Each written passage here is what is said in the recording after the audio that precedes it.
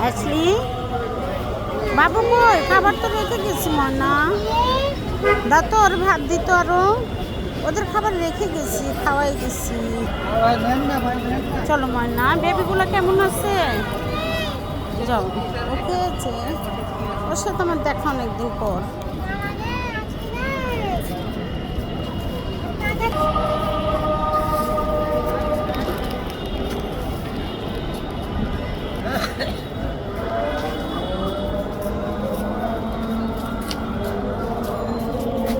যাও শরীরটা কত নষ্ট হয়ে গেছে